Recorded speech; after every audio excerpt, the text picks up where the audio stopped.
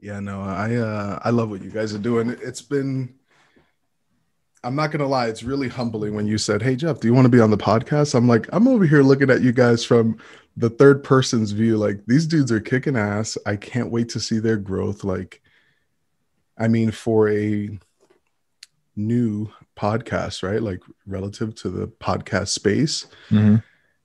I feel like you guys, there's a lot of substance there. Like you walk away with things versus meaningless conversation. Like, I don't know, I don't do well with like purposeless dialogue. Mm-hmm. So it's like really refreshing to like see you guys like you're like I get something out of it, like if I'm on a drive and I look at downtime as like a way to develop myself. So I'm on a drive, I put on the podcast, I get something out of it, I walk away like, man, like that was a 25-minute drive. I got 25 minutes in. I'm going to work, I'm doing whatever. Like I got value out of listening to some of the content, listening to some of the guests. Um, the Black Rifle Coffee Company. I was like, man, I'm the next guest. How the heck do I follow this guy up? It will see. That's not what we're about, and that's not what we're trying to be about. Is to get like big name people on, and that's what matters. I think I told you before when we talked. We're just trying to get like impressive people's cool. People have done things in their life. That's awesome. But we're trying to get good people on. And so far we've had good luck with that. And just from what I've seen online with you and talking to you, you seem like a good dude. So you're a good fit for the podcast, Yeah, and Well, there's we've noticed, there's lots of archetypes that we don't address as people. Like we all, especially when you look into the podcast, we all kind of want similar things in life. Even the guy that pisses you off every day, like somebody is just an asshole. It's like he probably still wants the same thing in life. He wants to be happy and content. He's just not there, because you've noticed over the last year, we've seen how separated everybody's gotten. I mean, people were already kind of separated, but it's gotten worse as a nation. Yeah. It's like, hey, we all kind of want the same shit. We're just all afraid to change our perspective on something, so we talk a lot about that in the podcast. Like, fuck your perspective and your ego surrounding that. Let it go and adapt, because we can all become a lot closer. It kind of disgusts me all. I mean, I talk a lot of shit on here, but that's just because I'm an asshole. But genuinely, I feel like I do honestly want us to get all on a similar page, as people, whether you're right or left or whatever you want to, assign your identity to, yeah. So anyway, yeah. Yeah, I agree. It's and like you said, or what you were saying, like all that nice stuff you just said, that's so fucking awesome for us to hear. Yeah, like totally. It makes, and I told you this on the phone that day, but it makes it feel like what we're doing is worth it, because we're getting that positive feedback from people. And yeah, we're pretty new, man. I mean, we've been doing this 6 months, right? Maybe, yeah. And we're trying to just like every episode make it a little bit better, if we can, whether it's a little bit better on the audio, a little bit better on the video, a little bit better on how we communicate with people. Like I'm horrible. I've been horrible my whole life. Is I'll cut people off when they're talking. I always interrupt because I feel like I got to get my word in, and I'm trying to learn not to do that as much. Yeah. And it's a learning process, but we're trying to make it better with every episode. Yeah. Dude, with the whole digital scene, it's like a awkward game of double dutch. It's like, when do you get in? Like, you mentioned like cutting people off. It's so hard because you're not getting those like nonverbal cues by just like being right in front of a dude and just saying, oh, like, okay, now it's like a good window for me to jump in, Yeah. Seriously. No. So,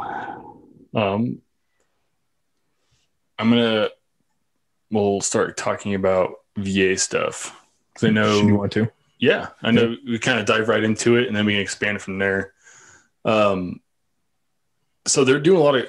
It's kind of neat to see the VA trying to be a little bit more proactive lately, considering that it is government funded. Anything that's not privately funded is usually going to be 10 years behind everybody else, right? Yep. But when I saw a psychiatrist a few months ago, he was like, honestly, because of the COVID vaccine having to get pushed off quicker, that's the only reason the FDA isn't going over the DMT thing right now. But they're going to do it in a year from now. So it'll be like the end of this year, I think. And they're going to approve DMT use, psychedelic use. Was it DMT or was it psilocybin? It might have been psilocybin, actually, because that's the synthetic version, right? DMT is like the shit that takes you to a different dimension.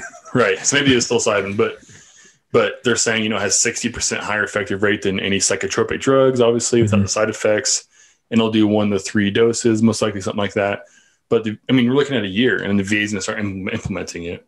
Which is going to save a lot of money in the long run and hardships for people. I read an article that the VA was trying to get studies done with psilocybin mushrooms because even people outside of veterans or even that had like post-traumatic stress or anxiety who've taken them, it's shown a positive side effect. So they're trying to introduce that into the VA for veterans because obviously post-traumatic stress is a big deal. Yeah.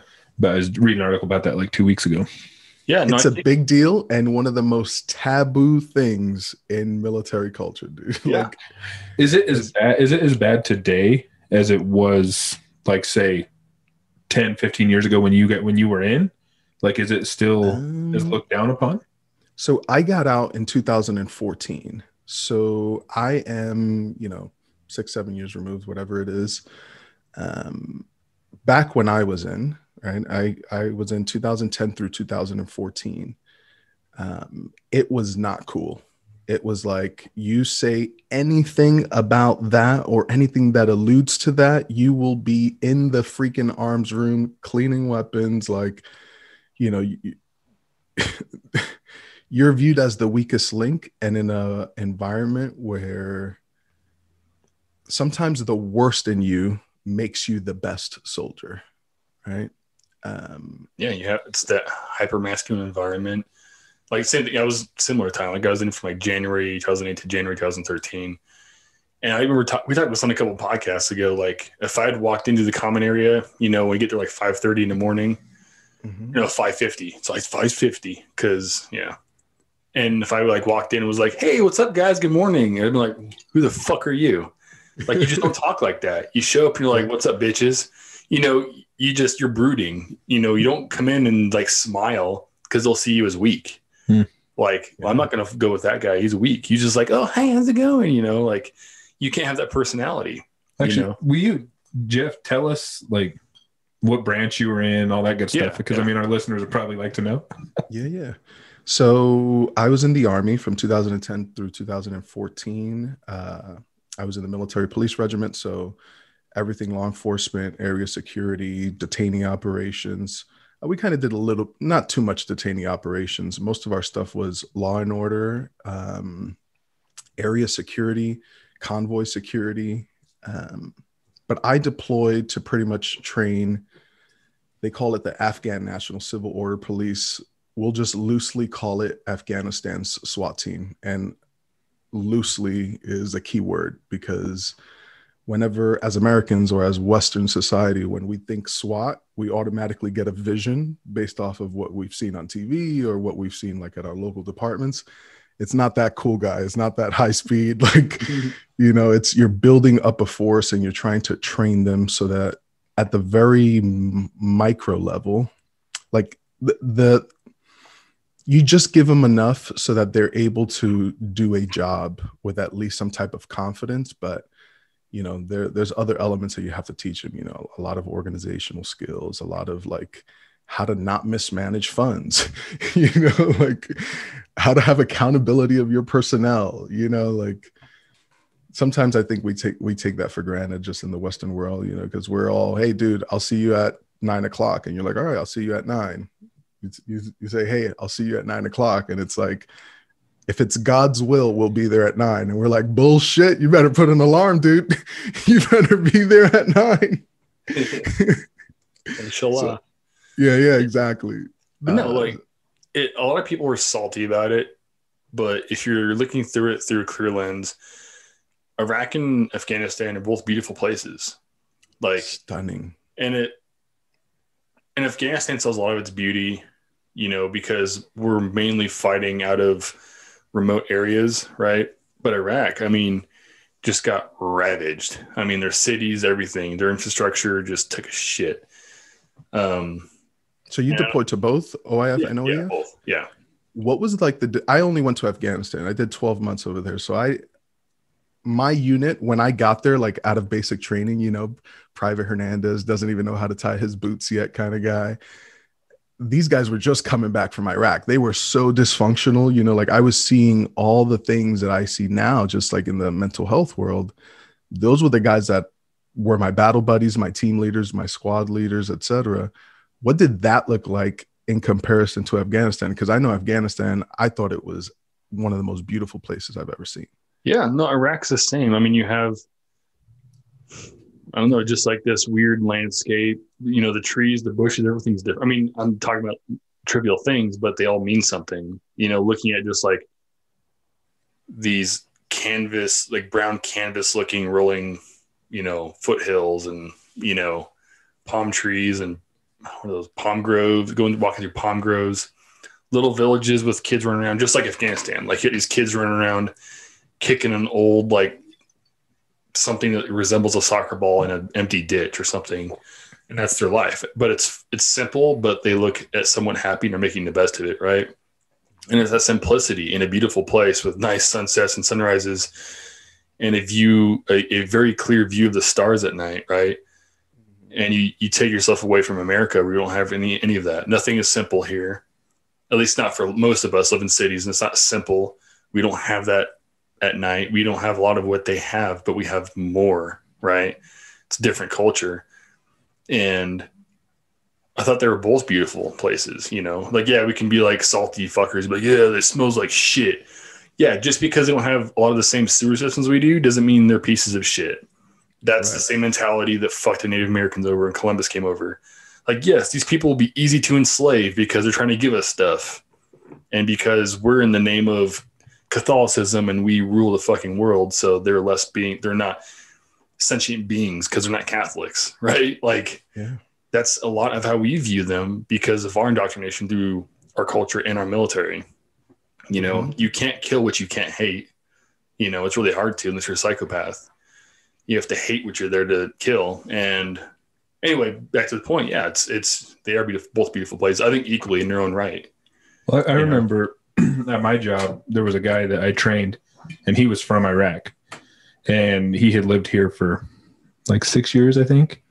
And really cool dude. And I remember I asked Kevin because I'd never had any interaction with somebody who's from Iraq.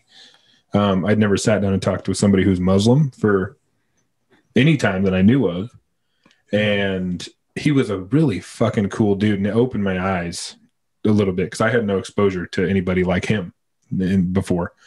And I'm not going to lie, when I first found out I was training him, I was kind of uncomfortable because I had never sat with somebody from Iraq.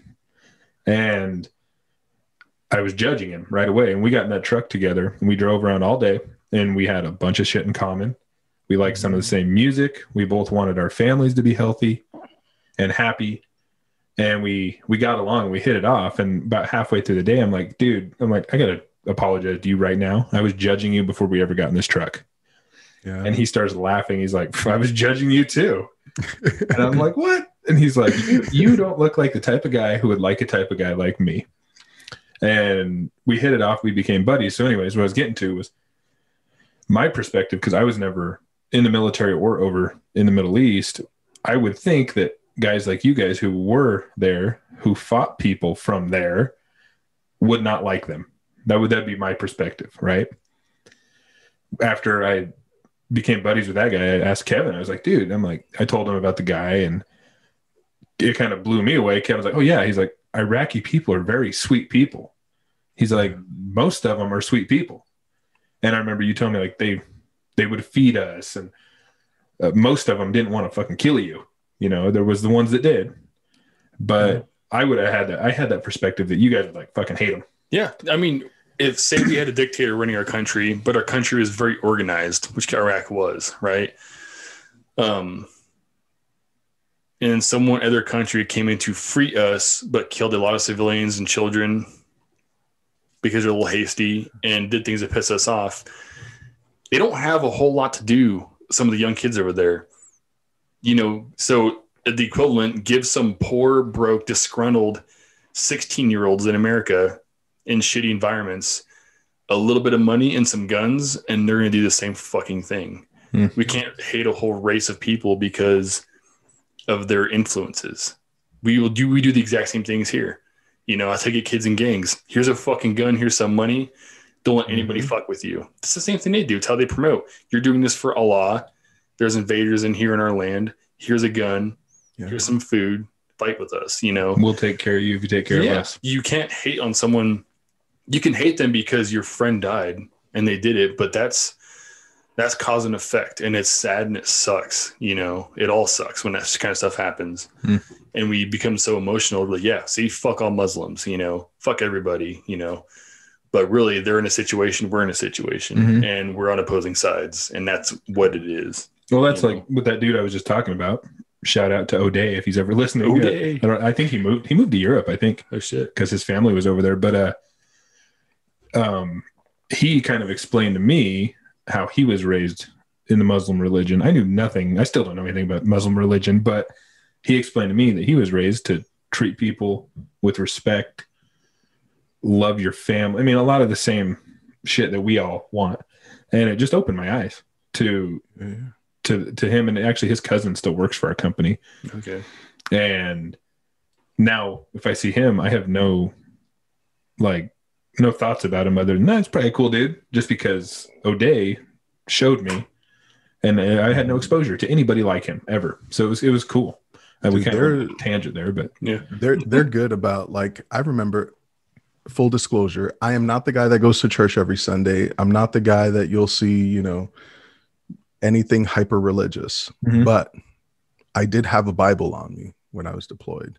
You know, I grew up in a Catholic household. You know, I was an altar boy when I was a kid. You know, we used to go to church every Sunday. My dad used to dress me up. You know, Latin parents, dude, I don't know. They would dress me up like in these like really dressy pants. You know, it's like you saw my cousins like in full blown wedding dresses and soccer shoes, pretty much to go to church on Sundays. Where's your family from originally? We're from the Dominican Republic. Okay. So our culture is a culture where it's like, if you have a son that doesn't play baseball, call the Department of Children and Families, because that's child neglect. Those parents are incompetent. How don't they play baseball? That's funny you say that dressing up thing, because my wife, she's Mexican, and I see pictures of them when they were kids, and they dressed head to toe every Sunday. Dude. And like she told me stories like how they just go and like walk around the mall all day, but they have to be dressed nice because it's Sunday. Yeah. Yeah. My dad is still like that, dude. He dresses up to the nines. I'm like, where are you going? He's like, nowhere, you know. Like, dude, put on some shorts or something, get comfy. He's like, no, he irons his stuff every day, but you know, he's almost 70. They're a little bit different, but yeah. And you're from Brooklyn, right? Brooklyn, New York. I was born and raised in New York City and made my way to the Midwest the first time. I went to college in Texas, but I was always traveling. I went to a D1 junior college in Texas called Clarendon College. That place taught me a lot. It's a huge culture shock. I'm coming from, you know, Brooklyn, New York, the concrete jungle, to, you know, seeing literally concrete everywhere, to now seeing acres and acres and acres of land. And I think that warped like my value system in like loving Mother Nature and like loving the outdoors, and like being able to see like, oh, I can grow my own vegetables, you know, I can grow my own peppers, my own whatever, I can raise cattle, I can have chickens in the backyard. Like nothing that I could do in a 14-floor apartment building with, you know, I don't even know, maybe like a 20 by 20 slab of grass, you know, with potentially syringes in it. So you don't want to go have a picnic. But to the point, I wanted to make sure that I touched on it, because as a Western world, we have demonized, you know, the Muslim faith. And I remember when I was over there, those dudes saw me that I had a Bible in my little pocket, and they were like, dude, you believe in that thing? And I was like, to be honest with you, man, you got to believe in something. And sometimes when you stare the devil right in the eyes, you know, you just say, I hope that this at least exists, because like I hope I'm a good person. I hope I go to a positive place, you know. And they were like, "Oh, we believe in Jesus," and I was like, "What?" They're like, "Yeah, we believe in Jesus. We just don't think he's a Messiah. I mean, we don't think he's the son of God. We think that, you know, he's a messenger like the rest of these other guys." And I was like, "Oh, no kidding. What else do you guys know?" They're like, "We're, you know, to be honest with you, as the American force, like, you know, when we were out there, I feel like my team was blessed. I only deployed with a team of 10. I didn't deploy as a company size element, as, you know, a platoon size element, as a battalion. We were individual deployers for my company. They split it up into 5 10-man teams, and we deployed, and they changed our orders a million times, you know, but once we got there, it was like, okay, this is what you guys are going to go do. You're going to go here. Nope, never mind. You're going to go over there. Nope, never mind. You're going to go over here. Nope, never mind. You're finally going to go over there. Mhm. And because we were such a small team, you know, I was an advisor to the Afghan law enforcement folks. You get to rub elbows and just have conversations that you would never have, you know, if you're deploying in such a large element. Like, you actually get to like shoot the shit with people. You get to sit down with your interpreters, you know, and like have a meal. And they are some of the most humble. Like, I looked at them like, you guys barely have anything, and you're making us like the most massive bowls of rice with lamb. Like, the portions were not like, they were really, really supersized type portions, you know? So as much as I was like thinking red, you know, what makes the grass green, blood, you know, I started to shift a little bit and say, okay, I need to be able to identify actual threats versus seeing every single person as the enemy. And I feel like that was kind of like a pivotal moment for me, just like going from a boy to a young man, because I still feel like in your 20s, you're still not all there yet. You know, Mm-hmm. there's still a lot of molding that needs to happen, but you know how us guys are. We think we're the most baddest dudes in the fucking world. We're like 13 and we're like, yeah, I'll fuck him up. He ain't nothing, you know? And it's like, how old were you when you joined? I was old, man. I was like 21. I was like what you would consider old. Yeah. I was a senior in undergrad when I joined. So mind you, I'm from New York City. So when 9/11 happened, I was watching it from my 9th grade biology class, watching the Twin Towers fall. Mm-hmm. And, you know, rest in peace to everybody that passed away, you know, during 9/11. But as a 13, 14-year-old kid, I did not understand the gravity of what the hell was going on. Mm-hmm. Well, that was close to home for you. Oh yeah, dude, we're literally looking at it. You know, I'm sitting, my high school, it was like 6 floors. It was a 6-story. I'm in the 6th floor, you know, looking out the window. And one of my buddies is like, dude, these pilots are drunk as hell, man. Look at how close they get to the boom. Mm. My bio teacher's crying, and we're laughing because we're freaking stupid little kids that don't realize that people are losing their lives. Like that this is going to tip the scales, you know, in favor of some madness on the planet, you know? And we're sitting there joking. I feel so embarrassed, man. We're sitting there joking around. We're like, look at how stupid these pilots are. Can you believe how dumb they are? Look at how close they got to the building. And little did I know that some of my teachers who were National Guardsmen and reservists at the time, they were getting orders. You know, it was like, oh, we got a substitute now. Like, this is a freebie for the rest of the year, pretty much. But they shut down the city. I mean, you had to walk. You know, the bridges were shut for a long time. As a 9th grader, as a 6th grader, I was taking about an hour and 20-minute commute with public transportation to get to school, because New York City is kind of different. You know, I went to one school, they kept me there. When you're in middle school, you apply for your high schools like you would apply for colleges. You get letters of recommendation from your teachers. Now, granted, there's a zone school that's designated for you based off of your neighborhood, but I lived in a crap neighborhood. I lived in the projects, man. Like, I was in the hood of all the hoods. You know, my zone school was known for sports, but I was a little bit brighter, right? Like, so I, they wanted to enrich me academically. They were like, dude, like, yes, you're athletic, but you can't fall back on that. Like, you really got to make sure that you have a craft or a trade. And I went to a school to be an aircraft mechanic, and that's where I learned that this guy is not mechanically inclined. So I'm the last guy you want fixing anything, dude. Like, my wife fixes things in the house. Like, you know, the belt on the riding mower got loose and she's down there, and I'm like, honey, would you like a beer? You know, like, what can I do for you? Yeah, I get that. That's kind of similar to my wife and myself. We did like a full remodel of our old house. She did 90% of that by herself because either I was at work, or it's also a confidence thing. I'm like, I'm not confident to try that without fucking everything up.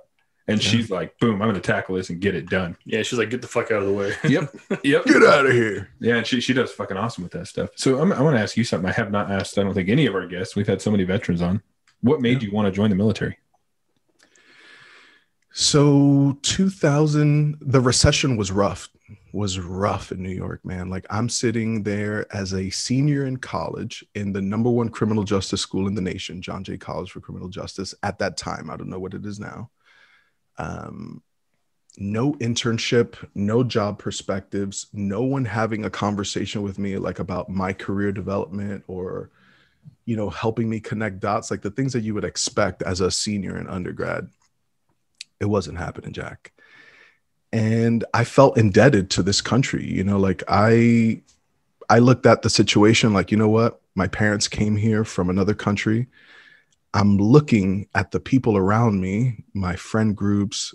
While I love them, you know, because we grew up together, we're just not the same people. You know, like, I don't believe in generational poverty. Like, if your grandmother got projects or, you know, public assistance, and your mom got public assistance and projects, and then like somebody's got to do something. Like, what is it that we're doing here? And I was looking at all my little friends just into that same, they were content with mediocrity, and or what I viewed as mediocrity. Like, I cannot be okay with being regular in anything. You know, like, I'm the type of guy that I go in and it's like, I want to either be the best or amongst the best, or I want to get the job done at such a high level that it's way better than it was before I got there. And they didn't have that same mindset. So I was like, I got to get away from these people, you know? And I felt embarrassed to ask my mom, like, hey, Mom, can I have $5 so I can go to college? I need to pay for the train, you know? Like, so I looked at that and I was like, you know, this country gave my parents an opportunity to come here. And the reality is that their life sucks. You know, they're working the crap jobs that nobody wants.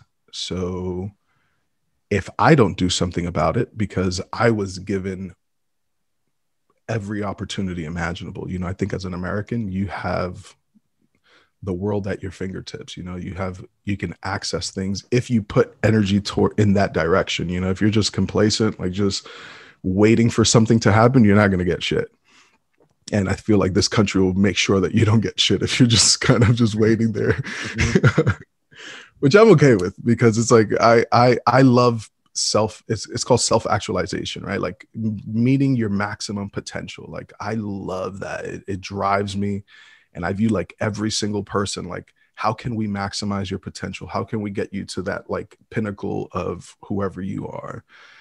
And no one around me was like that. So I had to get the heck out of there really fast before I was consumed by what they were up to. And my dad pulled me aside one day and he said, you know, Jeff, you have a lot of things that I don't have. You know how to speak well, you know, English. I don't know English and it screws me over every single time. I tried to learn English, but when I looked at like my time, I was working so many hours, and the places where you can go learn English, obviously we didn't have internet and things like that. Like, I feel like if there was technology, it would level out the playing field a little bit for them. But he's like, you have to remove yourself from these people, because if you have 5 friends and all 5 of them are boneheads and you're the one that's squared away, they're going to drag you down. And if you have 5 friends that are like studs or at least making progress towards like some of their goals, naturally you're going to be doing the same thing because you're a product of what's around you, you know? And he's like, look what's around you. Look at what some of these people are up to. Like, they're selling drugs, they're pissing in the elevator, you know, they're doping up, you know, like right in front of you, man. And I was just like, dude, this is not for me. Like, I got to get myself out of this situation by any means necessary.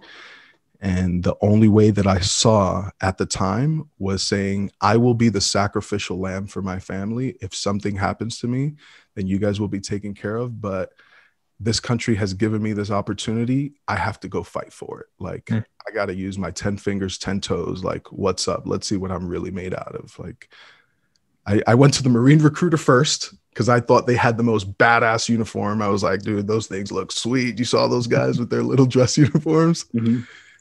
The Marine recruiter was like, yeah, man, we'll get you promoted right to E1, dude. Like, you'll be. And I'm sitting there thinking to myself, bro, I'm a senior in college. I know you're fucking me. You're promoting me to E1. That's where you start. You know, like there's no the salesmanship there. It was just like a little sleazy. He's like, yeah, man, I was thinking career development. He's like, oh, every Marine's a rifleman. Well, you know, you're going to be a rifleman. And I was like, but what else? You know, what's the what else for me? Like, I need more depth than that. And he's like, no, you start there. And I was like, sounds good, man. Thanks. Went to the Air Force. Air Force dude was like, hey, man, you'll come in as an E2. And not that it matters, you know, in the beginning when you don't know anything, it kind of matters. But the reality is that by the time you make E4, you know, everybody's there at the same amount of time, same time in grade, time in service. Air Force dude was like, hey, you know, you got to lose like 20 pounds. And I was thinking to myself, I'll lose that 20 pounds in basic training, man. Get out of here. Yeah. And he showed no oomph. Like, there was no proactiveness about him. Like, he was not going out of his way to get me in. And he wanted me to lose 20 pounds. The Army was like, listen, you took this little test here. You got this score. This is what you qualify for. You want to go to Red Lobster? You want to go to Applebee's? I was like, shit, the Air Force told me I got to lose 20 pounds. You want to take me to Red Lobster? I'm signing right now. So the Army it was. I had, you know, like a few cousins that were already in the Army. So they already kind of schooled me up, and they like basic things. They were like, dude, before you get to basic training, make sure you know the soldier's creed. And I'm like, why? They're like, dude, it's just going to make your life easier because they're going to hammer you about these things. So if you at least know them beforehand, you're still going to be stressed the hell out. You're still going to be going through hell, but you won't have to go through that hell necessarily, or at least under the pressure that they put you in. You'll at least have like little breadcrumbs in your little memory bank that you can go back to and just be able to recite it, you know, to the top of your freaking lungs whenever they ask you. So I went Army, man, and it was the best decision that I've ever made. Like, I have spine issues, you know. I unfortunately, the terrain in Afghanistan beat me the hell up, dude, to the point where I have like, I think it's like 3 or 4 herniated discs. I had outstanding leadership, and they took care of me, and they turned me into the leader that I am today. Like, I didn't know anything about leadership, but the people around me. Sure, there's toxicity. So some of these guys are drinking heavily. You know, some of these guys are verbally and psychologically abusing. But that's the stuff that made you thrive. You know, whatever my sergeant was doing, I was doing. You know, my sergeant could have been taking, you know, feet pics on OnlyFans, and I would have did the same thing because that's what my sergeant was doing. You know, like so. Yeah, man, I just love this country. It has given me so much, and my attitude towards this place is like, this is the land of opportunity. Sure, there's a lot of fuckboy games that happen here, but that's anywhere under the sun. It's going to happen. So what are you doing to make your situation better? You know, every day that you woke up, you have the same amount of time on the clock as I do, because there is nothing inferior about me that's superior about you. And there's nothing, you know, vice versa. There's nothing less than about you that's more about me. But what are we doing with that time? Because, you know, time flies, man. And I'm gonna be almost 35 years old. I didn't even think I would live this long, you know. Yeah, I remember I went to recruiters one time because I had gotten in some trouble when I was 18 and I didn't know what the fuck to do. So I'm like, maybe I'll go talk to the military. And, you know, the little shopping mall with all the different branches are right there. Mm-hmm. And I don't remember what the first one I walked into was. It was either Army or Marines, something like that. Said I'm an overweight because when I was like 18, I was like way shorter than I am and really round. Like I finally kind of evened out a little bit as I got older. I was a late bloomer, but I walk in and You said I evened out as I got older. Hell yeah. Hell yeah, man. I stretched out a little bit. But no, I walk in and the recruiter like looks at me and he's like, I could tell he's like trying not to be a dick at first. And I was like, yeah, I'm just like looking into maybe joining and all this. And he doesn't even like hesitate to tell me, dude, you need to go to fat camp before you think you even join in the Army or military or whatever it was. I was so butthurt about that. And it turns out that wasn't for me anyways. We kind of talked about that I think in the last episode, but it was just something like I was like at the end of the road, didn't know what to do, and I'm like, maybe this will fix me. And I didn't end up doing it, but yeah, same thing, man. They didn't just tell me I need to lose 20 pounds. I had to go to straight up fat camp. Really? I wasn't even overweight like that. I was a 205-pound freshman in high school, but I was like physically fit, but because of the height and weight, like, did you have to get taped all the time in the Army for like PT tests? Yeah, it was the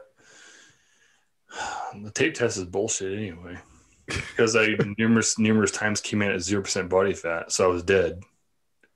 Because if your neck is half of your waistline, it comes in at 0% body fat. Mine was a little bit more than half. So yeah, we got taped a lot, but it was never accurate, obviously.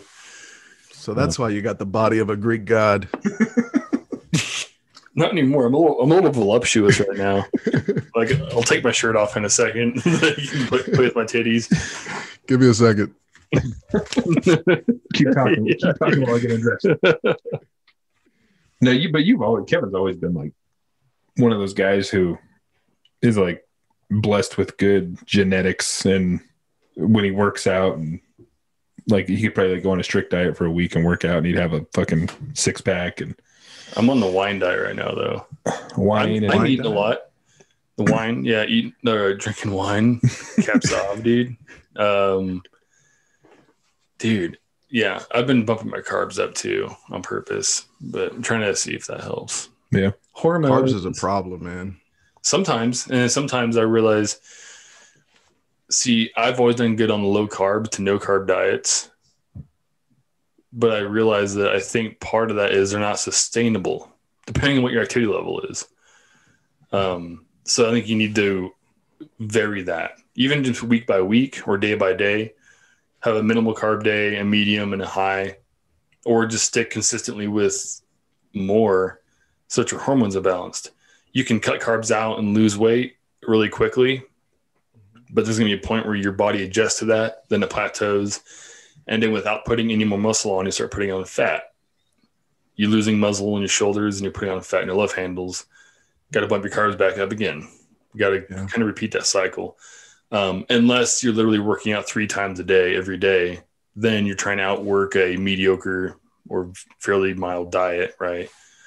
But I think, yeah. But then I've always been kind of like it's all relative. Like Jake to me, and me to other guys I served with who like, and guys I know still, that never put fat on. They struggle to eat enough calories. They're trying to eat, and all they do is put on muscle and stay ripped. Like, what the fuck? They don't put fat on. It's like, my fat is synonymous with putting on any sort of muscle or lean mass. I put on fat at the same time. So it's all relative. Like, even I see it is like, fuck, man, these guys got it easy. Like, I'm built like a wrestler. Like, I'm just fucking wide bodied. These fucking huge calves, neck, and like lats. But so I've always been strong. But sometimes you just want to look like those little skinny, like, beach boys, those little fuck boys. Yeah. Just keep it simple. Because I, as a vet, like, too, when you have degenerative disc disease and spinal injuries, like I have spinal cord injuries and also have spinal injuries, like L5 fracture and stuff, like weight is your enemy because you're not trying to diminish the amount of time you have with a healthy spine if it's already injured. You know, if you already have the back of a 55, 60-year-old, you don't want to put more weight on. So that's actually my main goal of maintaining a healthy weight is that, you know, I want to be 50 and be able to run around with my kids, you know.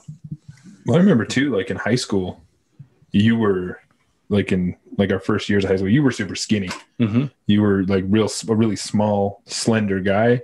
And then like through high school, you started packing on a little bit of muscle. It's because I got a girlfriend. Well, and then when you went away to the military, you went away to the military and came back, you were like a different person. Like your body was, you were like more jacked and you had a lot more mass to you. And then you've kind of held on to that through the years. Yeah.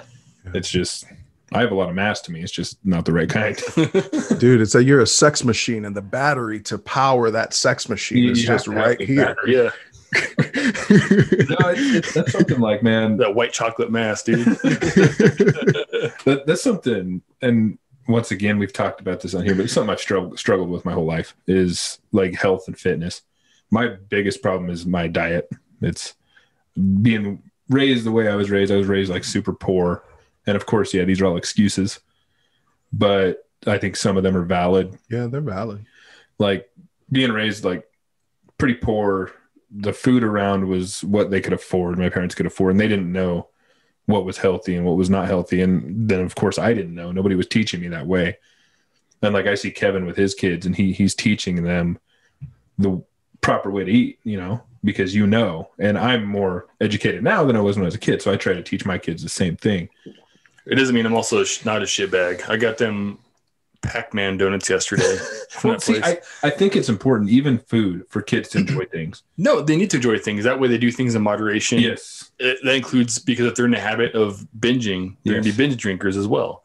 Yeah, that's why I like the 85% rule. Every day. Don't have a cheat day. Just 85-15. Every day have a little something that makes you happy, brings your cortisol down a little bit. Mm-hmm. Like yesterday was bad because I gave them donuts. Then we went to the co-op. I got them more treats. And then last night I went and got them fucking Reed's Dairy ice cream. Well, like they slept like shit. Like when you grew up the way I did, I remember like it was a special occasion when we would get something real good. Yeah. Like donuts and so when we would binge, man. It's like, oh man, the ice cream's here. Let's go. And that's still a problem to this day for me. It is. I mean, when I moved into the barracks after my first deployment and I had all saved up money, I was like, oh, I can do whatever I want now. Because I basically was 18 when I joined. I went straight from basic to my unit, but it was still kind of poor in the barracks, right to the deployment in 2008, right? So coming after the deployment, I was like, I can buy whatever I want when I want it. I remember going to a Sam's Club in Fairbanks and getting the huge box, like the pack of like Hershey's bars. There was like 24 of them in there. And I clowned like 14 of them because I could. Yeah. You know, but same. It's like as adults, we're still processing those issues we had before because now it's like I can do this.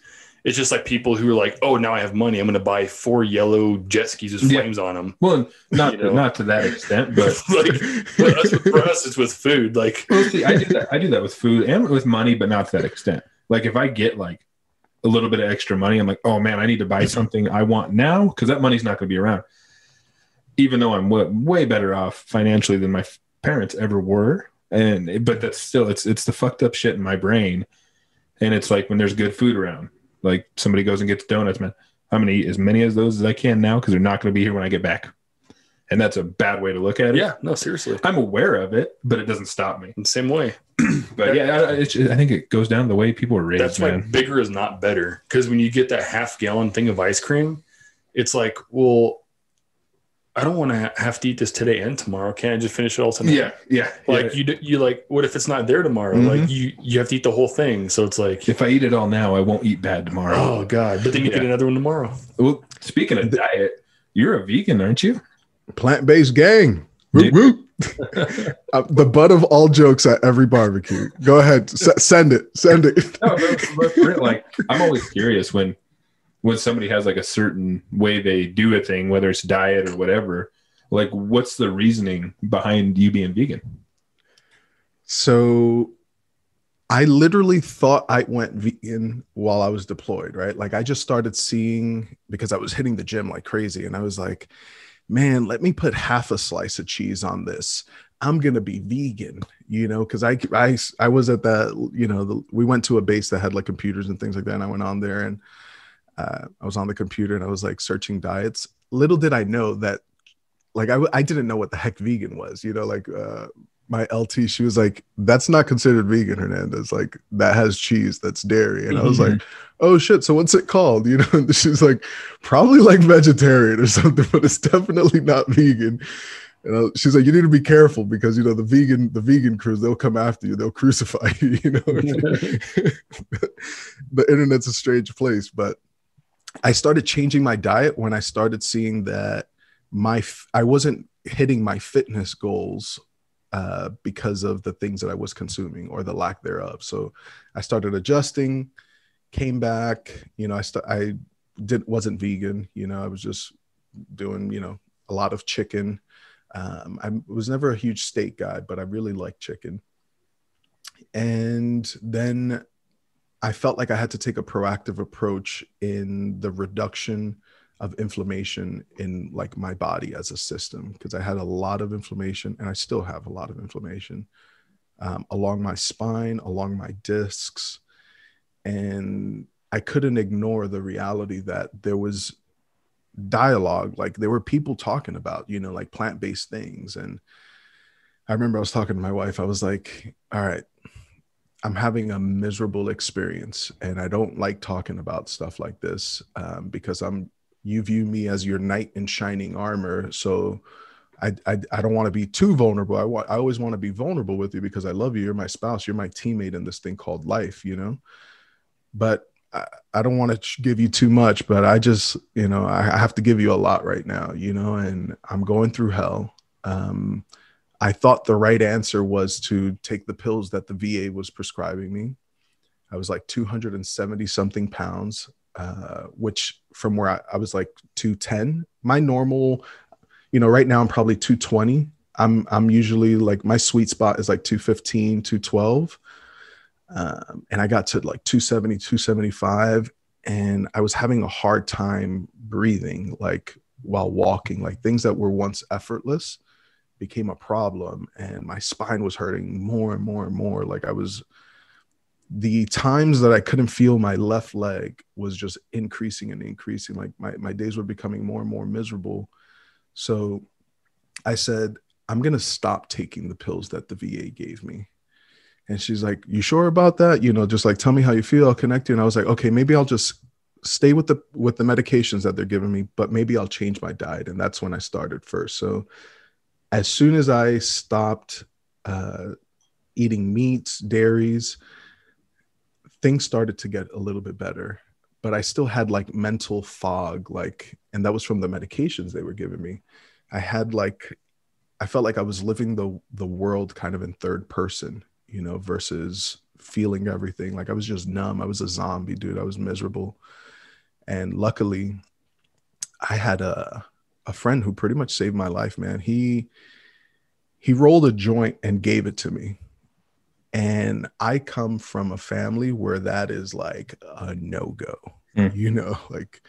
and I never did it. I used to make fun of people, who like smoked weed. I looked at it like a loser thing to do. Like, I was like, what the hell's that?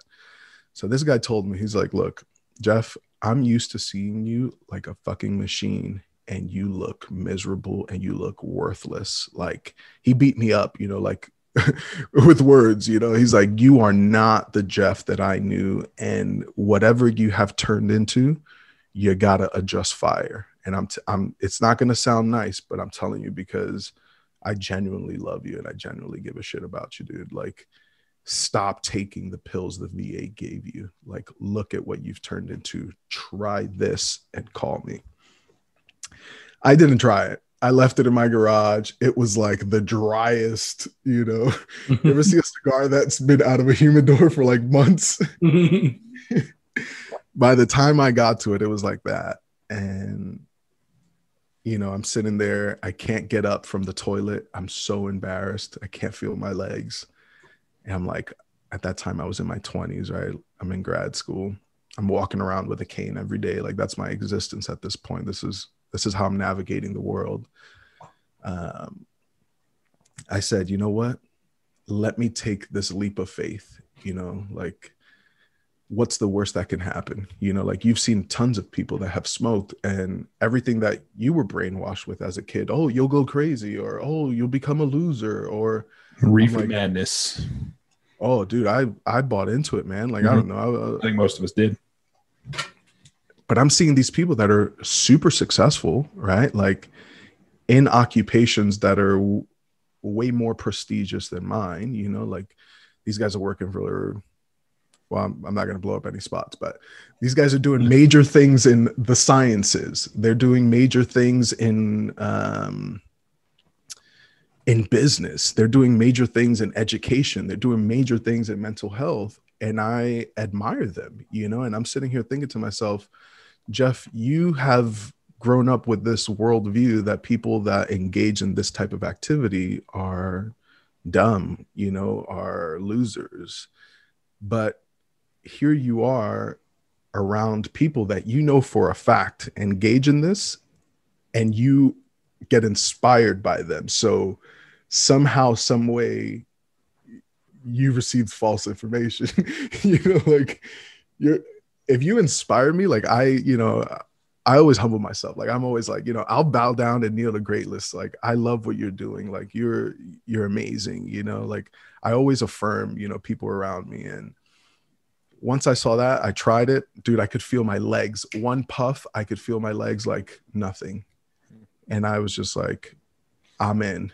I'm buying into this. Like this is, I can feel my legs. I don't care if you think I'm a loser. I don't care if you think I'm dumb. Like I can feel my legs, and that's all I give a shit about, because pain is emotionally and physically draining, and it will put you in a compromising situation that you do not want to be in. And nobody likes talking about it, but I will say it. It will put you in a dark hole where you will think about just ending it all. Like you're just like, I can't take this anymore. Like if this is what my life is going to look like, I would rather not live at all. And it sounds so rough, but it's the reality, unfortunately, for a lot of us veterans that have been injured, that haven't been injured. We came back to a different world. Yeah. Yeah.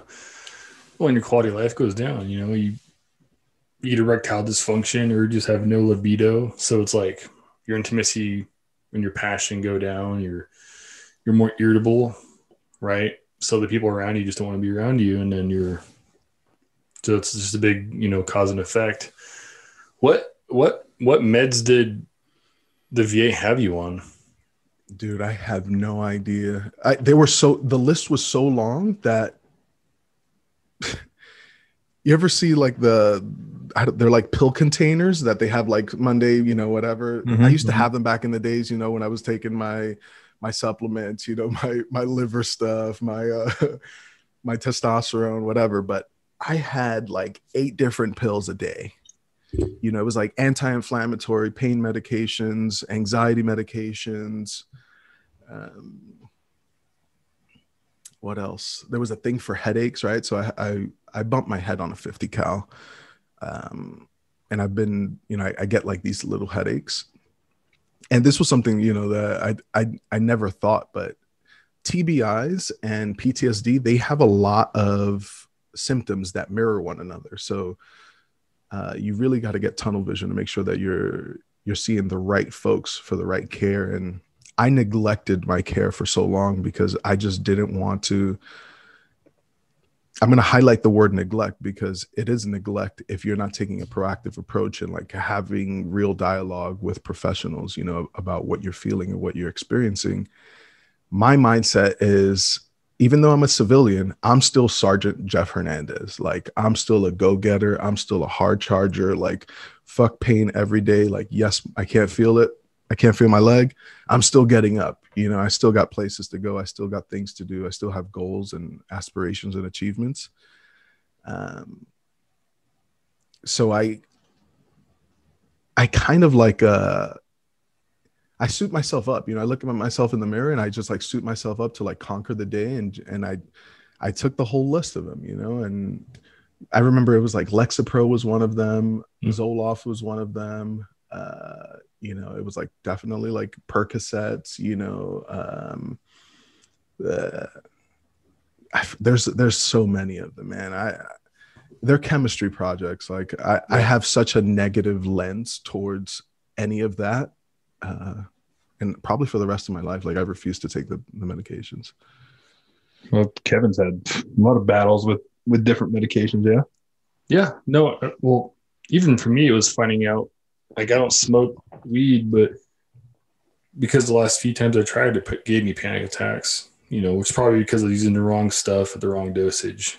It was used. I was using what other people were using, like my friends who have been smoking for a long time. Yeah. So it might have been the wrong blend at too high of a strength. And I was like, okay, fuck this. Panic attacks are not worth it. But that's very real. That's super real. Like you can get yourself in a heightened state of anxiety by consuming cannabis also. Like it's not, I was similar to you, and I thought like, oh, it was just going to fix this. And I'm just sitting there like, yeah. I was like locking my guns up, taking my clothes off. And I just like, didn't know what was going on. So I was going to have a heart attack. And,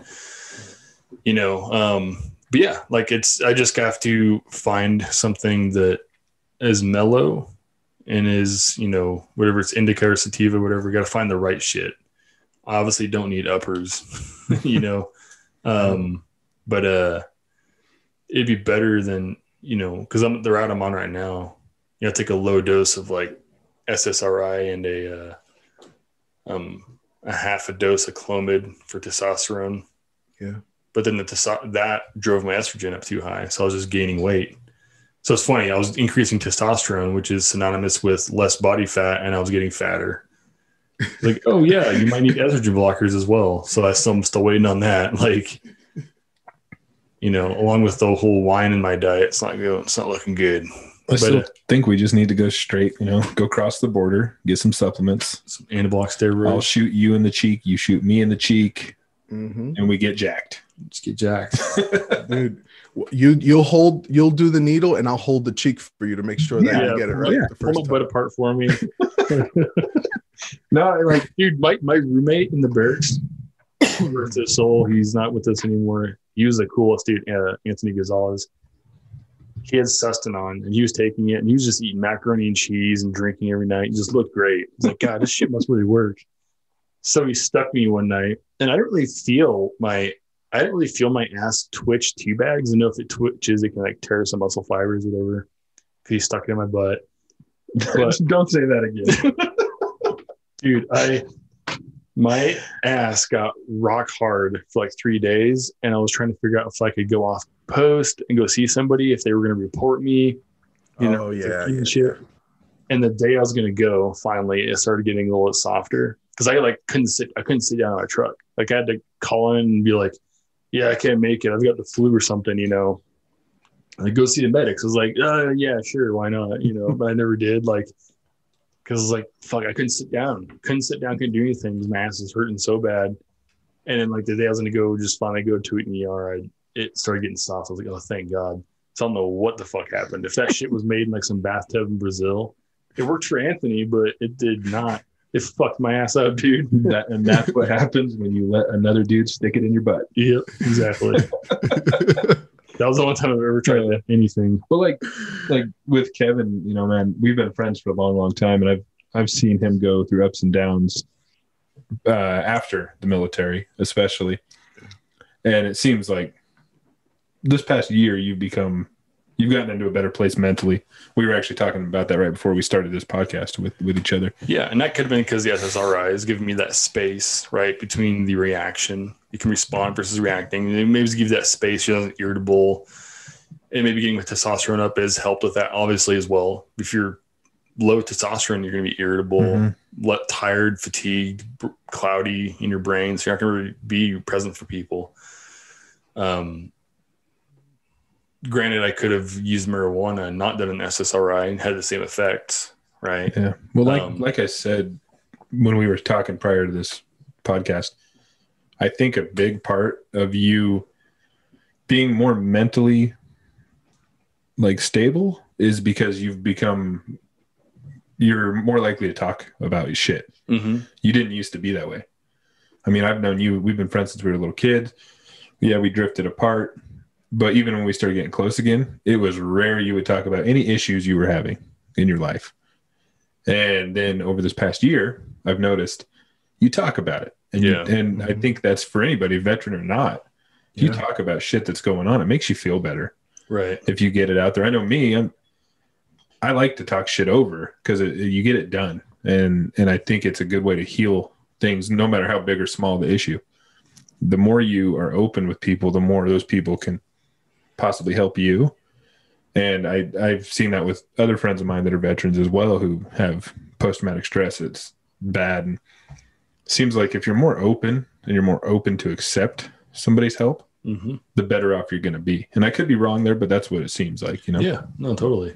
It's the culture, man. It's a culture that doesn't. The bottom line is that here in the veteran space, right, we're talking people that have gotten out. We are way more, how can I say this? We've had time to remove ourselves from a situation. When you're in the fight, any little thing that can be identified as a weakness in you or can potentially make you a poor teammate, a poor battle buddy, is nothing that you want connected to you, you know? Here, now that we're veterans, yeah, we can talk about it in hindsight. Like, you know, I struggle with anxiety. You know, I cannot be in one place for too long because I feel like I'm silhouetting myself and I start sweating my ass off, dude. Like things that I can't change. Like I'm over here sweating. I'm sure it's probably because of these lights, you know, but in my brain, I've thought to myself, like, I've just been here for too long, you know, like, and these are things that I'm working on personally. But when you're in the military, eventually I feel like we're going to have to bridge the gap because you can still contribute to the team despite feeling a certain way or experiencing certain things, you know, like you're still a valuable member of our organization, but we need to put you in an empowering space so that you can work through those things and not in a place where they're going to step on your throat. Because I don't give a shit what general says what. This is the reality, boots on ground. You start talking about PTSD and anxiety and all this shit, and you will find your way on a shit list somewhere.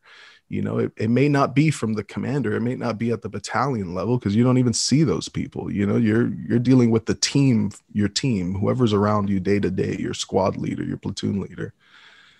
Somehow, some way, you will work your way into a compromising spot. They'll give you a shit duty. You know, all of a sudden you do not become the guy or gal that's the go-to. You know, you become the go-to for the shit duties. You know, because you said something. But then you have amazing leaders that would empower you. But those amazing leaders are few and far in between because leaders in the military do not get that type of professional development as a leader to be able to say, okay, this is how you really take care of your soldier. Like taking care of your soldier is definitely making sure, you know, that they're developing, you know, in their warrior tasks and drills and that they're getting civilian education and that, you know, they're showing up, they're in the right place at the right time with the right uniform and the right gear. Like that's one aspect of leadership, but there's also the aspect of leadership that's like, what about the real you, not the soldier in you? What's going on with that person? You know, like, what do you like to do for fun? You know, like, what do you want to get out of this thing called the military? You know, talk to me about your health, right? Like, oh, your ankle's messed up. Okay, sounds good. Like, let's take you to the medic. Let's take you to the psychologist. Let's take you to whatever. Not, his fucking ankle's messed up. You know, like, fuck him. You know, like that. And I use the ankle as an example. Like that happens, and it's very real because you're a machine, and every machine needs to be ready to rock and roll 24/7, no matter what. So the faster you can put a Band-Aid on it and be back in the fight, the better it is for the overall success of the team. That's a good actually segue. What are you doing with Beteran, and how'd you get involved with that? How'd you get involved with like Vincent Vargas, that whole thing? Because I mean, that's how I came to even know you, was you were involved with him and stuff. Yeah. So I actually met Rocco through Instagram. Rocco is a really amazing dude, and obviously he's done some digging, you know, like he knows that when it comes to mental health, like there is an aspect of like being an advocate and being like, yeah, like you need to go do this and like connect the dots and like here's some resources. But there's also a part of mental health that's like, do you have training in this? You know, like, did you go to school for this? And I went to Kansas State University, fantastic institution, had amazing professors. And I got my master's in counseling and student development. You know, I graduated in 2015 with that sucker. And so he did his background. He's like, oh, this, because I reached out to him to say, hey, I really like what you're doing. I don't know, you know, the ins and outs of it, but if there's an area that you feel that I, as a veteran that's in the mental health space, can provide value, let me know. You know, he's not dumb. So gets on LinkedIn, you know, does whatever he has to do. And he's like, oh no, this person's like actually in this space. They are a veteran. Like they are doing things that they're not just like posting silly little things on the internet. Like they're trying to push some positive things forward.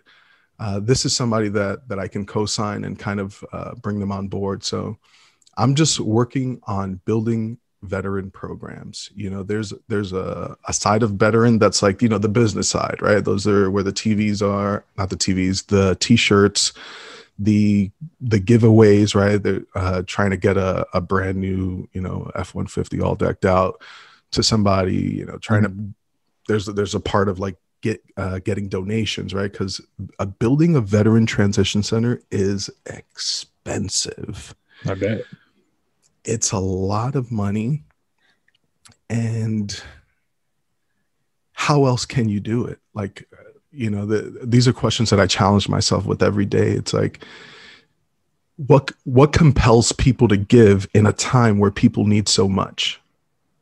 What compels people to say, hey, the veteran space can be a little oversaturated. What separates these people from those people and those people from these people?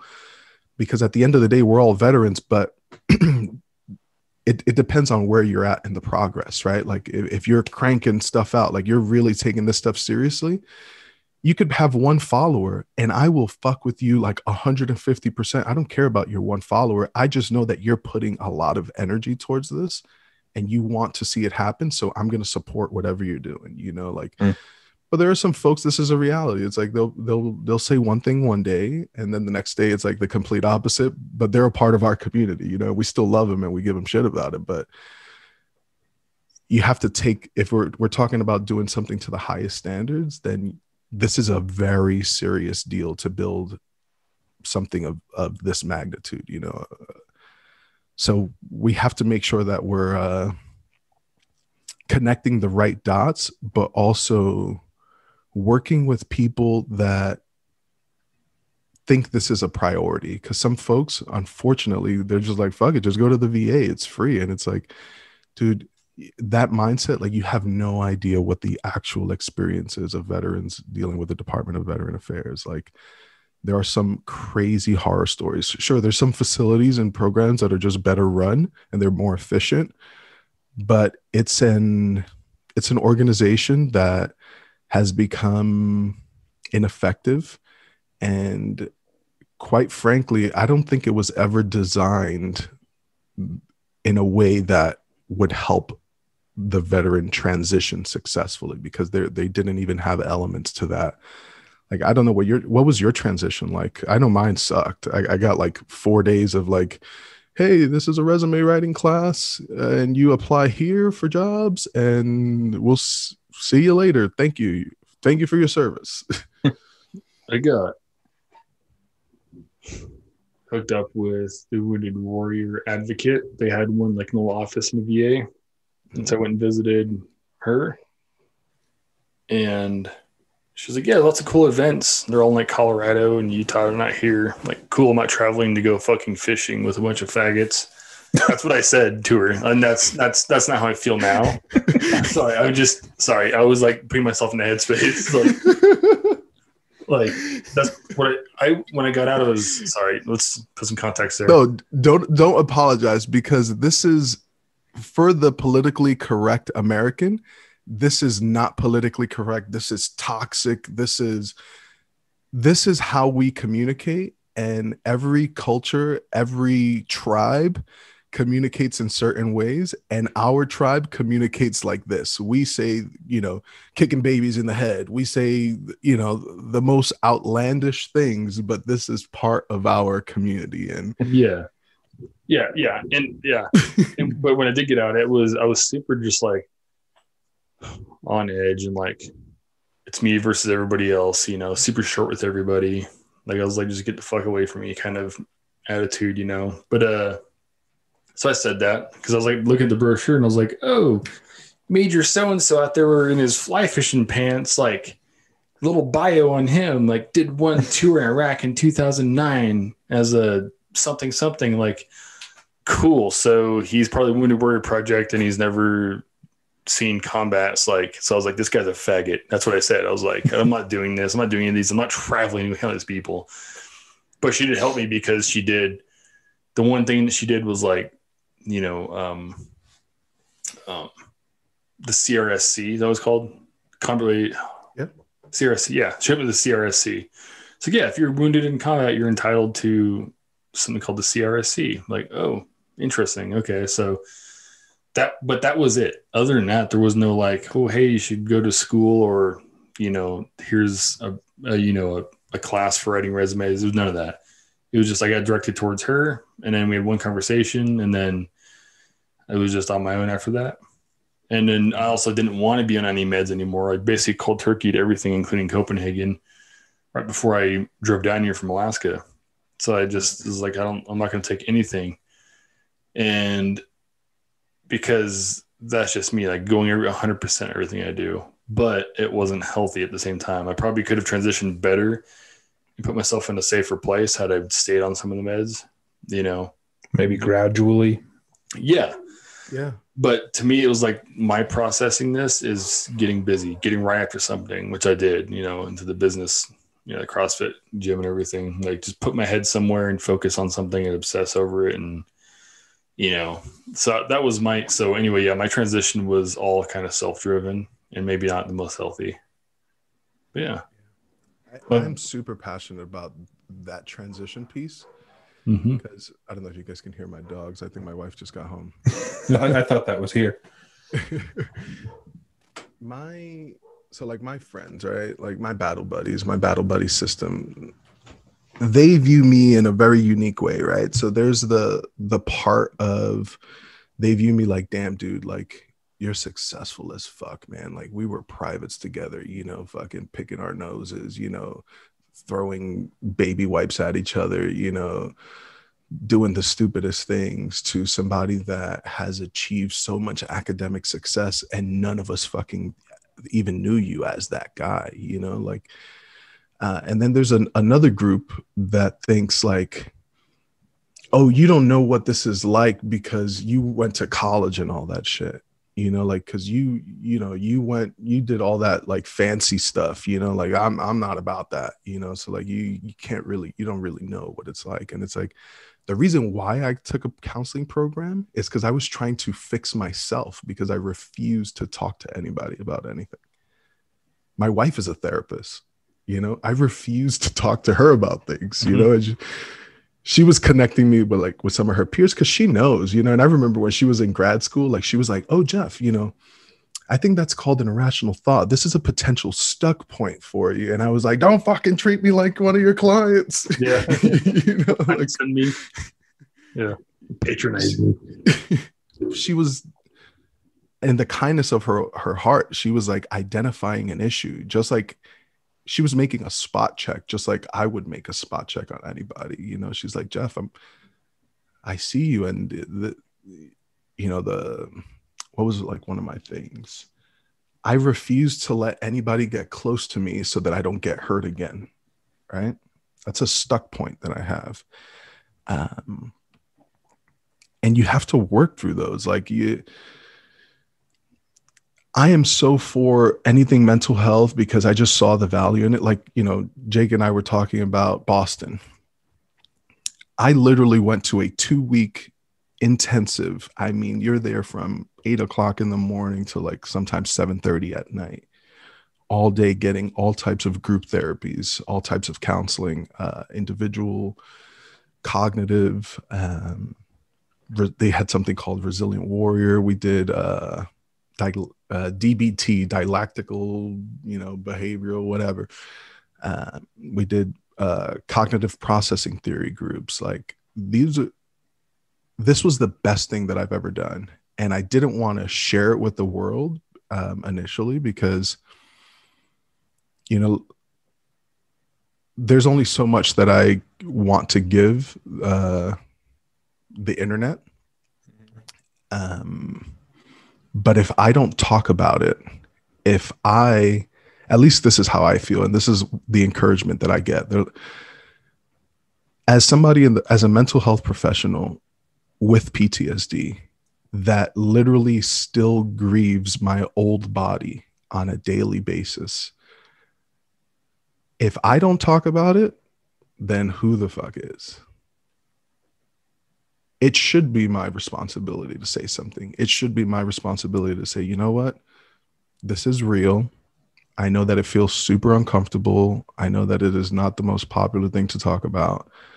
But whenever you experience trauma at any capacity, you have to work through it to get to the finish line, your desired finish line. Because I think all of us want to thrive and prosper and achieve and just like find excellence. But these are things that will create roadblocks for you. These are things that will make your days way more exhausting than they need to be if you simply aren't peeling back the layers and getting to actual depth versus surface level bullshit. Because I'm the king of just giving you surface level. You know, whenever they would force me to go to these appointments, I would keep it at the surface because it's like, I didn't even tell my own battle buddies, you know, I didn't even tell my platoon sergeant, that's now a sergeant major, that we talk, you know, frequently about my anxiety. You know, I never told them about the day I smashed my head on the 50 count. He was like on the radio, Hernandez. Like, you know, there's so much that I just keep my mouth shut that it felt so good to just like be in a space where I knew I wasn't going to get judged. And because perception is reality, I perceived PTSD as an inferior quality in a human being, an inferior quality in a soldier. But the reality is that the inferior quality in a human being and the inferior quality in a soldier is identifying an issue and not doing shit about it. So that's kind of where we are today. So shout out to all the folks at home base. Full disclosure, I don't get a penny for any of this. I don't get a penny from, you know, Beteran either. This is all like energy from my own heart. Like, this is how much I believe in it. Like, I don't get a paycheck from anything except for my 9 to 5 and like some of my investments. But anything that has to do with the veteran space, anything that has to do with empowering others, there's a zero monetization from me, because this is not something that I view as a business. This is not something that I view as a way to keep the lights on. This is something that I view as, you're a fucked up battle buddy, Jeff, if you're not saying something or doing something about it, because you actually know the information, actually have some resources. And by resources, I mean personnel, right? Contacts, people that have taken the time to like really get to know who I am and say, you know what, Jeff, like, you're a solid dude, and let's help you get a layout of the land so that you can help other people connect dots, because that's what I'm passionate about. I like to see people win, but it is exhausting. And this is something that I learned in Boston about myself, is that I make a lot of deposits and I get very few I make a lot of withdrawals, but I get very few deposits, you know, like in my life. And I actually spoke to Rocco about this last night, because Rocco is the same way. Like, we're givers. We give. And nobody gives us shit. You know, nobody gives us their time. Nobody gives us, you know, not nobody. That's false. We don't get it in return though. Most of the time, I don't get it in return. I can in a day I can help out 10 veterans or 100 veterans, and I'll get 0 veterans that call me back to say, "Hey Jeff, how can I help you with something?" You know, like I just talked to you off the ledge, you know, and helped you connect some dots, but nobody says, "Hey Jeff, like things that are meaningful to me, like how are you feeling today, dude?" Like, you know, after this interview, like somebody's gonna say, like, "Jeff, you were sweating bullets the whole time," and I'm like, dude, I did not want to talk about these things that I was feeling deep down inside, you know, and it made me so anxious. You're talking about them though, and that shows your character too. Like you talking about how you give, you don't get anything, but guess what? You keep giving. It's not stopping you from continuing to want to help people. And that shows your character, man. That's like I told you about us getting people on this podcast with good fucking people. Like you're one of them. And especially after talking to you today, now I feel like I know you a little better because I just knew you on the surface, you know, and then we've talked a little bit. But Aaron, what you do and trying to help people, especially people who are close to your heart, like other veterans, that's big, man. That's big. And there are people out there that appreciate what you guys are doing. That's for sure. Yeah, because there's like with selflessness, right? Like that's an Army value, right? Like you're always taught to put yourself out there, but the reality is you need something in return. It doesn't have to be at the same level, but as human beings, like you can only give the world so much of you, you know, eventually the world has to give you a little bit. And I didn't see it that way. I just viewed it as this is my duty. This is my responsibility. Like I am a buddy fucker if I know that a fellow service member is in a compromising position and I don't initiate trying to contact them. I don't initiate helping them connect some dots. I don't try to find another veteran in their community that can maybe help them connect the dots because I don't live there. You know, like it may be somebody in Idaho. It may be somebody in Washington State. It could be somebody in Maine. I'm in Kansas, dude. So I'm not there. I'm not boots on the ground. I have 0 layout of the land, but I will find somebody. You know, it may take me a couple of hours, but I will find someone. And I learned, like, Jeff, that takes a toll because you're bringing in so much of other people's trauma that compounds with your trauma. So somehow, some way, you have to tip the scales and find balance there. And you have to recharge your batteries. You have to find ways for the universe to recharge your batteries, and you have to find a way to recharge your batteries. For sure. Yeah, absolutely. Well, go ahead. Were you going to say something? No, I was just going to refer to, you know, I know it's been used a whole lot lately, but the love bank, you know? Yeah. And we got to be vulnerable enough to say it. It's like, hey, it's a love bank, man. Like you can give love to others, but you've got to get love too, you know? And before you get to a point where you're not accepting of it, you get so used to not being loved that you shut off. Like, okay, defense mechanism, I'm going to shut it all off now. And then all of a sudden you can't accept love from people who are trying to give it to you, you know? So yeah, I would not want you or me or anybody to get to that point. You know, someone's got to give too. And if they don't, you're just going to get fucking numb to everybody, you know? No, that's a really good point about all that. You know, you give so much until you finally realize, like, wait, who's putting something back into my bank? Like, who's there for me, you know?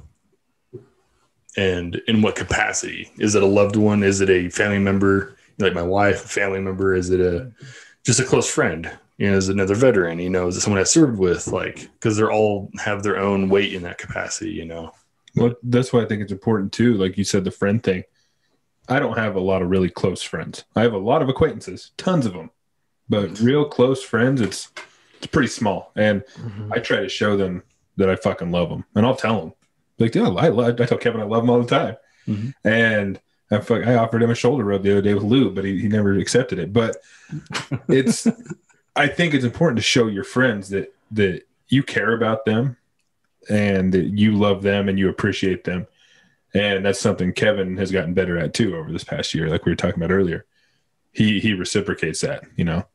And people, no matter how big and bad and tough a guy thinks he is, they need to be shown that somebody else cares about him too. And I think what you're doing, showing people that you fucking care, man, that's a big deal. Yeah, absolutely. I hope it's received because, you know, a lot of the times, like, human behavior is super fascinating to me. Like, our hearts, like, our intentions could be so pure, and we execute poorly, and the person doesn't receive it that way. Mm-hmm. So I always think to myself, like, Jeff, I hope that you're executing correctly on this, because there's no blueprint. There is no, this is how you do things. And you got to, you know, connect these dots in this certain way so that someone else can digest that feeling of your pure intention. So yeah, I'm glad that you said that. And I appreciate that. I always hope that it is received, because we are a tribe. We're 1% of, you know, the U.S. population or whatever. I don't know if that's legit. That's just something that I always heard. Oh, we're 1% of the U.S. population. And the way I view us, you know, are you guys like familiar with like samurai culture, like at any capacity? A little bit. I mean, I know what it is. I mean, there's a new documentary on Netflix. So, Yeah. So there's something called a Ronin. And a Ronin is, for the audience that may not know, a basic overview of what a Ronin is someone who their master has died, passed away, whatever. They're masterless, but that's okay. You know, they're not serving is the bottom line. They're not serving anything anymore, and they end up being a wanderer. They're purposeless. That, as a warrior class, there are going to be textbooks and stories that will continue to highlight the American soldier, and our history would show us like how we view like the samurai or like the Knights Templar. You know, like the American soldier, like we're some badass men and women, and we have issues when we get out. You know, we are disconnected. Our tribe has been broken at some capacity through med board, ETS, retirement, PCS. Our people are gone. You're all over the world. You're all over the states. Some people go back home. In cases like me, I never went to my home. I'm not paying $600,000 for something that looks like a crack house in New York City. yeah. Like, I can buy a mansion in Kansas for $600,000, like, and have a tennis court and a, you know, huge pool, Olympic sized pool for that much money, sitting next to Patrick Mahomes kind of thing. Like, Yeah. you know, but we're a tribe, and we disconnect. And once we put ourselves in that Ronin, you know, maybe somebody will call it something and, you know, give it a key word. You know, when we're wandering and we're purposeless, that's a very dangerous situation. It's a very compromising situation, and it'll put you in a black hole. So Yeah. the best way that I see is to just connect. Yeah, exactly. Yeah, exactly. Connect. You know, if you've been trained to be task oriented, purpose driven, which is what the military does. Well, where's my task? Where's my op order? Where's my purpose? Where's my direction? Who's giving it? Am I giving it? Like, fuck, I got to do this all on my own? Or should I? You know, like you start getting in your head so much and ruminating, and then, yeah, you got to, how do you just find it? How do you just walk back into that? You know, it's really hard to just walk right back into that if you're now task purpose driven. You know, it's that's so hard because there's no, like you said earlier, there's no formula for it. You know, everything's so dynamic. You're not near people like that anymore. How do you just show back up to your hometown or another town and immediately find it? You know, do you go to the nearest, you know, what are those called? Like the veteran group places, The VFWs. VFW, you guys meet up there and get drunk with a bunch of dudes on motorcycles. It's probably not healthy, you know. You know, you want to be around positive people who are moving forward, not people who are living in the past. And that's what I feel like those are. I'm glad you mentioned that, because there is a unspoken, you know, thing where it's like some of those folks in those veteran organizations that are already established since Vietnam and whatnot, there are veterans who had this experience when they went in there and they were like not made part of the group, you know? Yeah. And there are veterans that have gone and they just went to like go check it out. And then there's this expectation of like, oh, we're passing you the torch. And it's like, I'm trying to rebuild my life. You know, you guys are all retired, you know, like you have the time and leisure to create events and do this community service project here and do this. And I'm in college, or I'm in an entry level position right now, or I'm in an internship, or like you're in the eat shit phase of life all over again. When you transition, you are, it doesn't matter, sergeant, lieutenant, captain, major, whatever fancy ass rank you had, you are nothing all over again. Yeah. And I don't care who tries to tell me otherwise. You're nothing again. The civilian world does not give a shit about what you did in the military, because your skills, while some of them do translate to leadership type roles, few and far in between that actually have a slot that you can fill, because it makes sense. You know, like, you know, you're like, I can think about, for example, I'm in education, right? So let's say I was a teacher.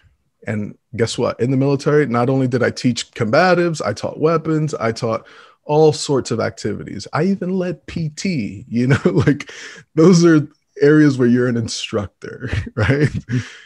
That's a very translatable skill set, because you're teaching and you're developing your personnel.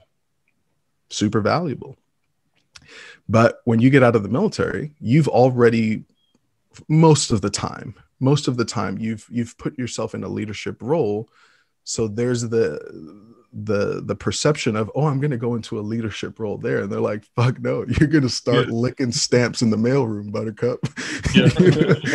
Like, I don't give a shit what your title was. And that shit is heartbreaking, man.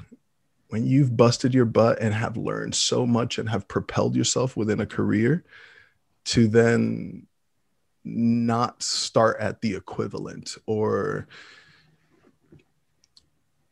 you know that you're going to have to take a pay cut, you know that you're going to have to like get demoted at some capacity, but sometimes the demotion is like, you know, I got out as an E5, the demotion was as an E1, like, oh my God, I'm working at a vape shop when I was in grad school, dude. Like barely making it by, like, you know, luckily, you know, I had the GI Bill that would help me out, but still though, dude, you are just working that job that you did not want, you know, like after being a leader in the military. And it's a rebuilding phase, and those veteran organizations kind of need that lens also. Like, yes, we want to contribute to the veteran space. Like, yes, a lot of this stuff is Vietnam era guys who are way older that fought a different fight that we have tons of respect and admiration for, and are super valuable members of our community, and we will love them for the rest of our lives. Mm-hmm. And if they need anything, we're there for them. We just need to know. But we're in the rebuilding, reconstruction phase of a life in a society that has drastically changed from the moment we left it. Our communities look way different from when we left. Technology has advanced where I wasn't privy to a lot of this technology stuff when I was in the Army. Like, we're kind of in the Stone Ages. I just know how to shoot, move, and communicate to the highest levels, and that's what I'm focused on. I'm not focused on the newest app, what cryptocurrency came out, like, mm-hmm. You know. Yeah. I was oblivious to all that stuff. Yeah, man. I don't know. I'm glad you came on, because I've been wanting to talk to you for a while, but we should probably wrap it up though, huh? Okay. But so you were telling me you might be making a road trip this summer. Yep. If you do roll through Idaho, man, you need to hit us up. Definitely. Yeah. I've never been to Idaho.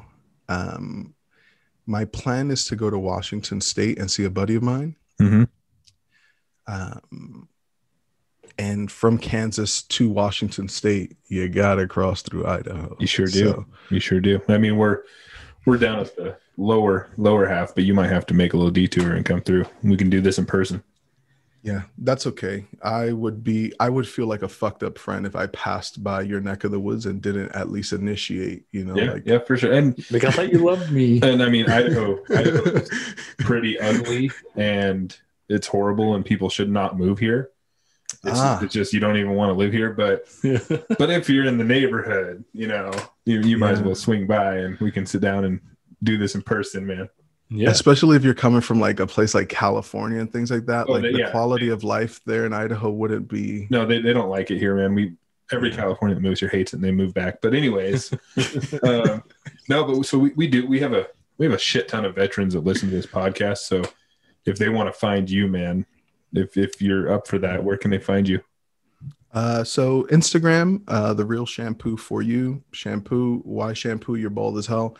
I was the dude that would put, in my little shower caddy, my little personal hygiene kit, I always had shampoo and conditioner, and people are like, why the fuck is your bald ass wearing? Like, why do you spend, and I was like, I grew up shampoo in my head, and so that kind of stuck. But The Real Shampoo, the number 4, the letter U on Instagram. If you need an email, Jeff Hernandez 87 at Gmail. That's a really good spot to catch me, or jeffh@beteran.com. But we're here, man. If you need my phone number, this is the internet, so I'm not going to just unleash the beast right on this podcast. But I am a phone call away. And a lot of veterans take me up on that. And, if you're in a dark place, come find me, man. Like, we have a battle buddy system, that we're working on continuing to expand. There's too many of us in so many states and so many countries that generally just give a shit about one another. We just need to know, like, I just need to know that you got a flat tire and you're 15 minutes from me. Like, I'll go over there, man. Like, we need each other, and we want each other. And when we're together, we recharge our batteries like no other. So yeah, always here to help, and always here for you guys. Like, I love what you guys are doing. Both of you guys are studs. I'm super proud of you guys because I know it takes a lot to give the world a glimpse into your real life, and that could potentially be compromising based off of views and perspectives. So yeah. Well, I'm bad at taking compliments, especially in person, but I do like them. So thank you. Yeah, thank you. You have a chiseled chin. Now you're talking to Kevin. But all right, man. Well, we appreciate you coming on, and I'll keep in touch with you, and we'll get something going when you come through town. Right on, brothers. Take care. All right, dude. You too, man. Bye.